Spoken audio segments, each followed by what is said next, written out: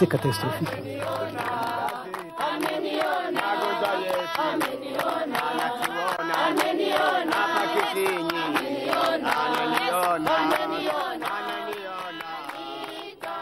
ntabwo mbizi rwose ntacyo nzi nabonye turaswa gusa.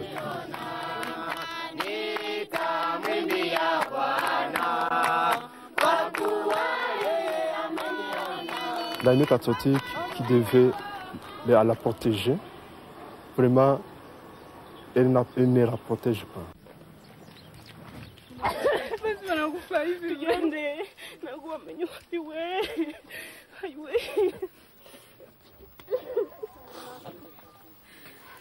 Zoals elke ochtend omstreeks 7 uur reed de bus van Bralirwa van Gisenyi-stad naar de brouwerij.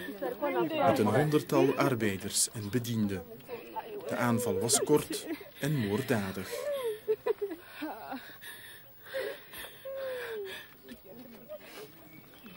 Parce qu'on a tué tout le monde, on a tué toutes les deux ethnies, on n'a pas fait de distinction. On a tué par quel moyen? Ça a été brûlé? Brûlé, oui. Il semble qu'ils ont arrêté le bus et puis ils ont commencé à tirer sur les gens. Et puis ils ont mis le feu aussi. Ils ont mis le feu, probablement avec de l'essence, c'est ce que les gens racontent. 46 doden en meer dan 30 gewonden. Dit is een van de zwaarste aanslagen sinds het geweld in Noordwest-Rwanda is losgebarsten, zo'n half jaar geleden. Telkens weer blijft het een raadsel wie precies erachter steekt. Niemand eist de aanslagen op en de schaarse overlevenden kunnen of durven nauwelijks zeggen wat ze gezien hebben. J'ai vu quelqu'un qui me fusillait comme ça. Vous étiez en uniforme? Ils sont en uniforme. Quelques-uns étaient en tenue civile, d'autres avaient... J'ai vu quelqu'un qui avait en tenue militaire. Voor de Rwandese regering en het leger staat het vast. Deze aanslagen, zo goed als uitsluitend hier in het Noordwesten, zijn het werk van de extremistische Hutu-milities en de restanten van het verslagen oude Rwandese leger. Soms verkleed in gestolen uniformen. Minister van Binnenlandse Zaken Harelimana bezoekt precies vandaag het onrustige gebied, zoals al eerder gepland. Hij beschuldigt zonder omwegen 2 Rwandese toppolitici van medeplichtigheid. Zij zijn in 1995 hun land uitgevlucht, onder meer naar Brussel, uit protest tegen de schendingen van de mensenrechten door het nieuwe regeringsleger. We have some old politicians like Twagiramungu. They have politicians like Setse Ndashonga and others. And we think that there are some countries also who back them. Zware beschuldigingen tot nu toe niet hard gemaakt. Het geweld in het Noordwesten stopt niet met de aanslagen. Het regeringsleger slaat telkens zeer hard terug. The army tries to do its best to see that innocent people are not victims of what they didn't plan to do. But in the meantime, sometimes I can't tell you that 100% we can be perfect. I think some of them also can fall in this exchange of fire. Om de aanvallers beter te kunnen opsporen, kappen de boeren in het conflictgebied op bevel van het leger hun eigen bananenplantages naast de grote wegen neer. In het overbevolkte Rwanda, voortdurend wankelend op de rand van de hongersnood, voor sommige families een ramp. Volledige dorpen in het oorlogsgebied staan nu leeg. Volgens mensenrechtenorganisaties in Kigali, te bang om het voor de camera te herhalen, leeggeschoten en uitgebrand door het regeringsleger. Omdat de gewapende bendes zich hier schuilhielden met een levend schild van ook vrouwen en kinderen. Dat is de officiële versie. Omdat de nieuwe machthebbers, met vooral de Tutsis van het Patriotisch Front, eens en voorgoed de Hutu-opposanten willen temmen. Zeker hier in de streek waar de vorige president vandaan kwam. Dat fluisteren angstig de critici van het nieuwe regime.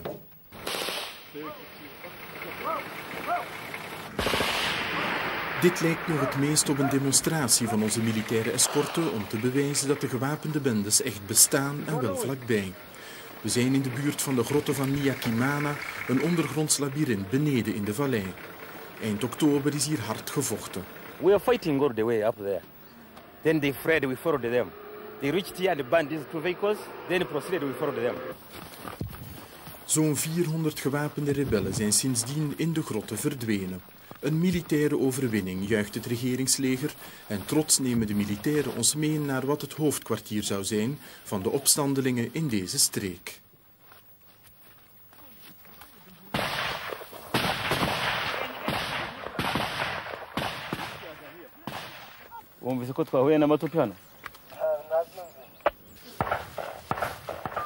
They are only 4 because they are being now pursued by them.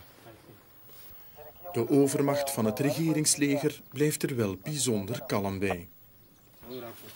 3 maanden geleden hebben de militairen alle in- en uitgangen van de grotten afgesloten. De rebellen zitten in de val. Maar Rwandese mensenrechtenonderzoekers hebben een heel ander verhaal. En voor het eerst wordt die versie voor de camera bevestigd door getuigen ter plaatse. Wel anoniem, want er verdwijnen voortdurend goed geïnformeerde burgers in het nieuwe Rwanda.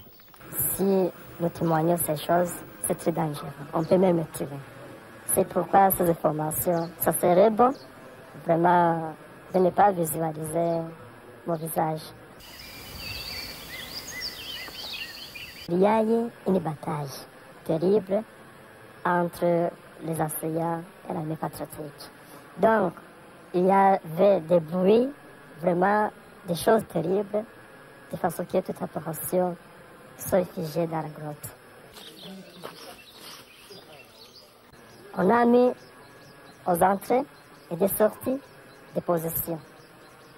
Alors, la population a passé 1 mois, 2 mois, tous ceux qui sont entrés là-dedans ont tué, donc sont morts. Normalement, il y a 4 secteurs.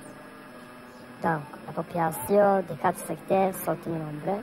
Normalement, les chiffres sont entre 8 000, 12 000, comme ça.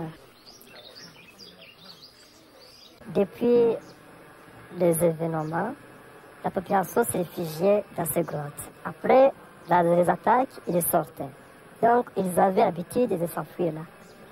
Alors, ceux qui sont enfuis là-bas et qui sortaient quelquefois, nous a dit que la grotte vraiment est très grande. On peut marcher plus de 10 kilometer. Deze getuige heeft een 20-tal familieleden verloren en andere getuigen zijn naaste gezinsleden. Hij vertelt hoe eind november een oude vrouw zag hoe regeringssoldaten nog levende mensen weghaalden uit de grot. Hari umudamu twari kumwe mu nama twari twakorewe na burugumesiri niwe watanze icyo kibazo muri iyo nama atubwira ko abasirikare yabajije abasirikare ese abantu mwabajyanye he noneho bamubwira ko babajyanye mu kubondora nyuma bamara kubondora bakazabagarura kugeza ubu rero yari ari kubaza icyo kibazo nta gisubizo cyo yabonye. Honderden, duizenden doden elke maand opnieuw hier in het Noordwesten. Westerse diplomaten in Kigali halen de schouders op. Buitenlandse mensenrechtenwaarnemers wagen zich nauwelijks in de heuvels. Wie veel weet, zwijgt, zeker voor een camera. Dit is één gezicht van het nieuwe Rwanda.